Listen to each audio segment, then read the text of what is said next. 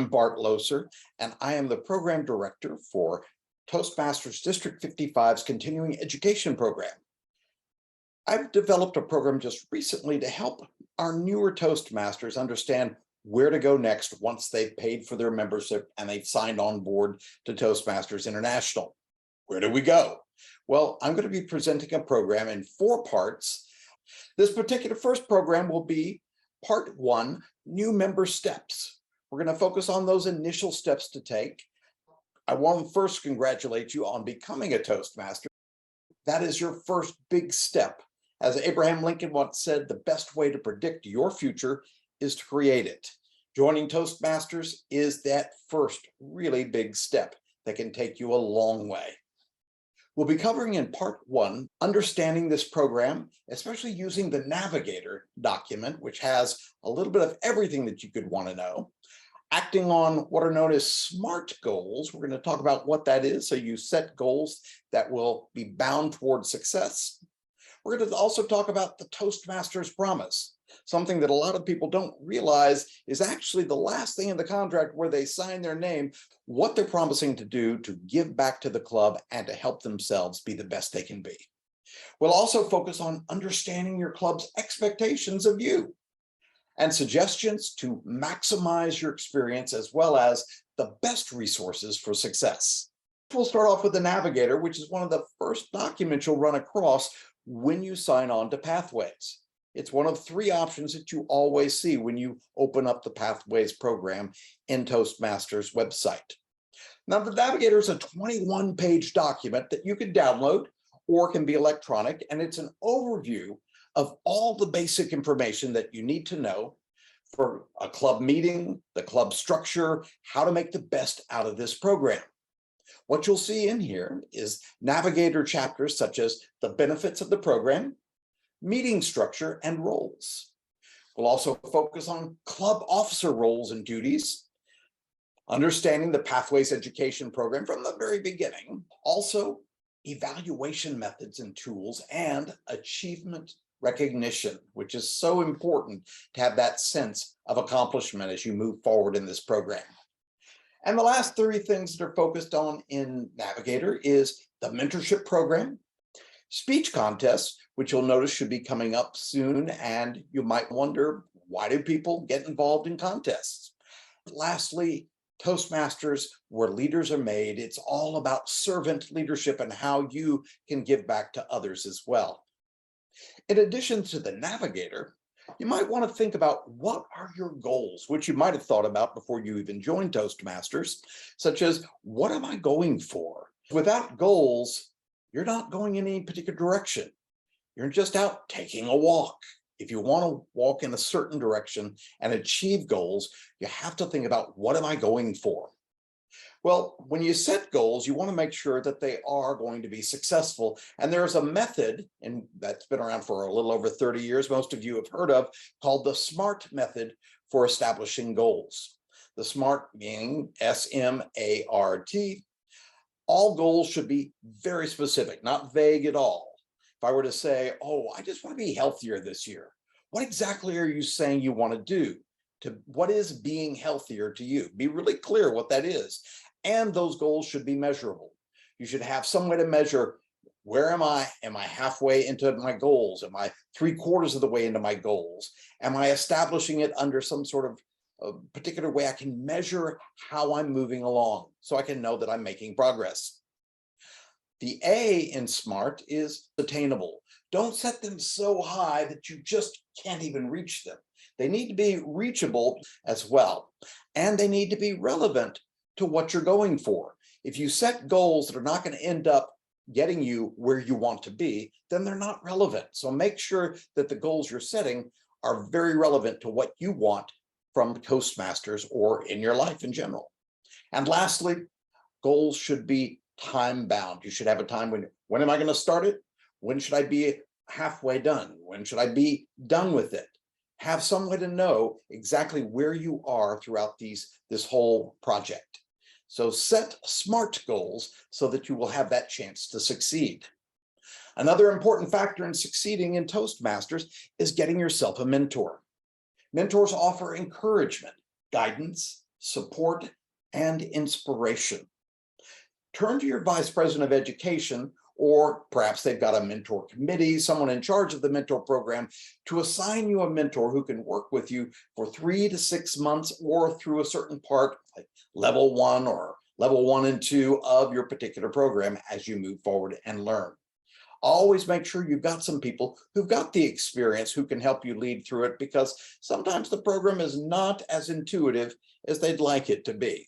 Having someone you can turn to suggest, what do I do here? Where do I go next? How does this work? Mentors can help you. Also, the club itself is here to support you. So be sure when you're new to Toastmasters that you're asking the right questions, such as, what specific help do you want from us as your officers or other club members to help you meet your goals? And do you want to set your own time frames, or do you want us to nudge you along?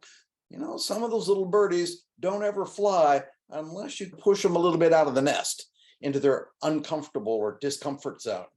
A lot of people don't want to go there, but in Toastmasters, that's what it's all about, is stepping into your discomfort and doing it anyhow and learning from the experience. Sometimes you need people to nudge you along the way.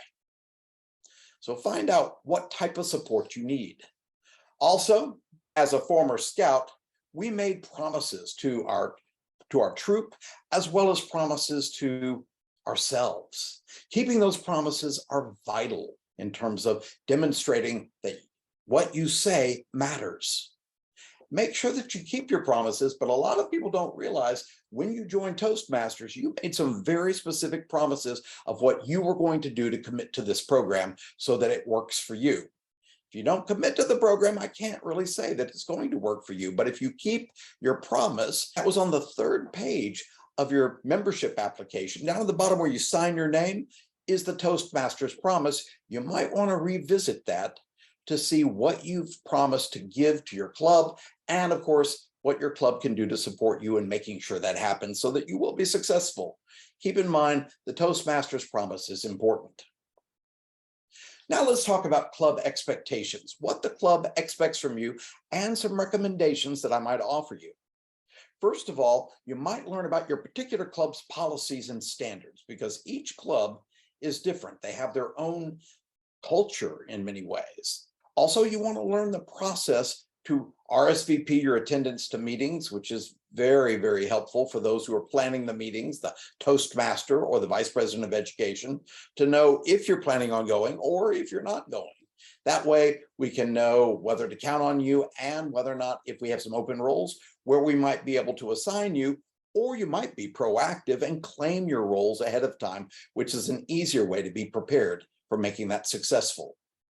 Also, focus on giving a prepared speech. I'd recommend about once every 1 to 2 months. If you really want to be making progress, you should be thinking, if it's been 2 months and I haven't given a speech, I need to sign up for one and then turn to Pathway projects to see what I'm going to do next. But always make sure that you prepare your speeches according to the Pathways projects. These are very specific educational learning projects that build on each other. And although you can choose any of these projects without going in any particular order, going in the initial order is a good, helpful way, especially if this is your very first path.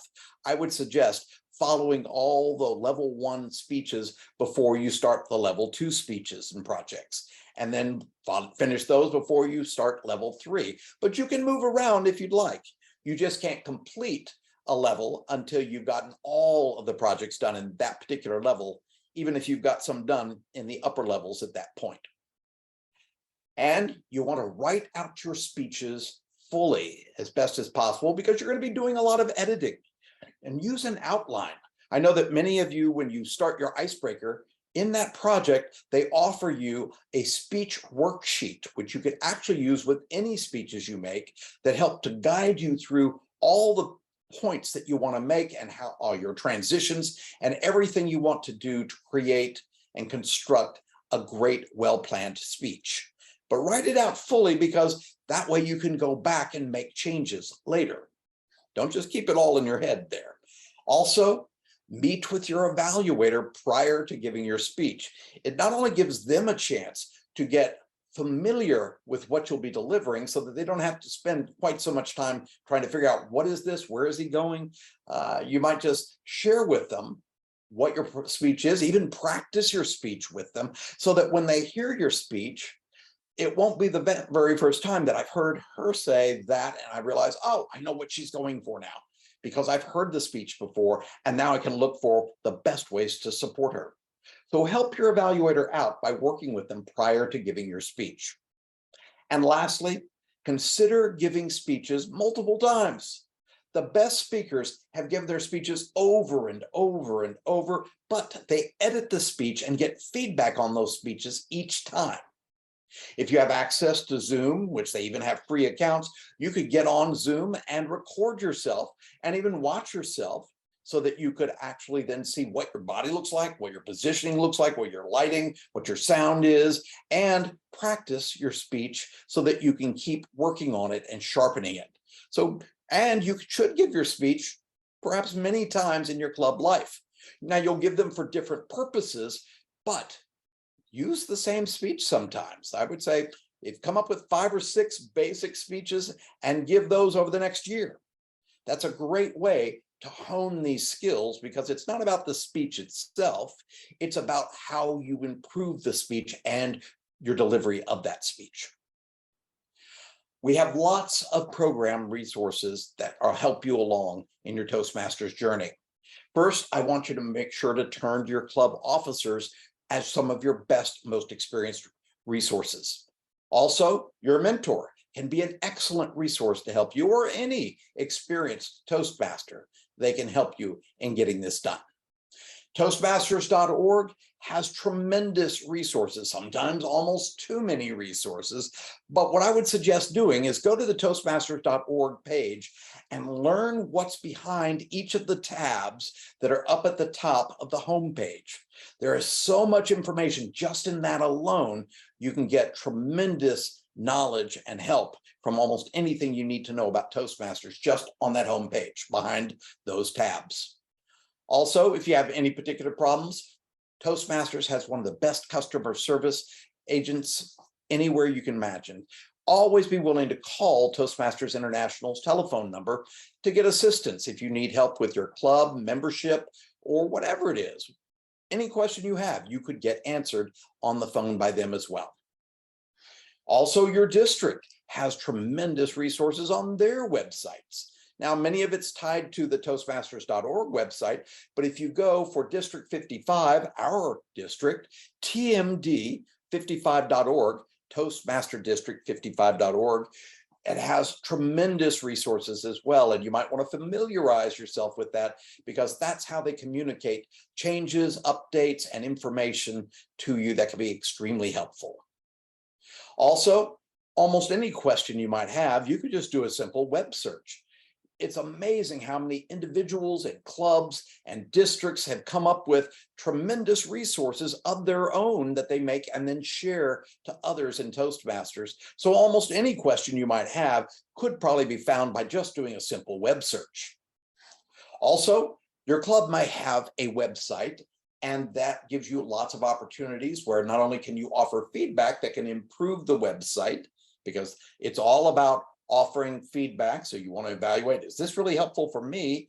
And make sure that that website is shaped into something that will help you as a member. So always be willing to give feedback for your club's website improvement, but you want something that will have some helpful answers for you there as well. Now, many clubs have a Facebook page, an Instagram page, a LinkedIn page, many different types of ways in which they communicate with people. Get to know these resources and how to best use them to help you. Your club may also have a newsletter. Our district has a newsletter. Toastmasters International has a newsletter. They even have monthly magazines that you can access on the homepage of Toastmasters.org. And those go way, way back. So lots of great articles and learning opportunities that you can get from the Toastmasters magazines, which these articles are just written by other Toastmasters. So you can learn a lot from others. And find help from anyone in your club. Just your friends from Toastmasters can help you. Almost anyone in the Toastmasters organizations can help you to make the best use of this program. So to the Toastmasters.org homepage to learn as much as you can about understanding how to make the best out of this program.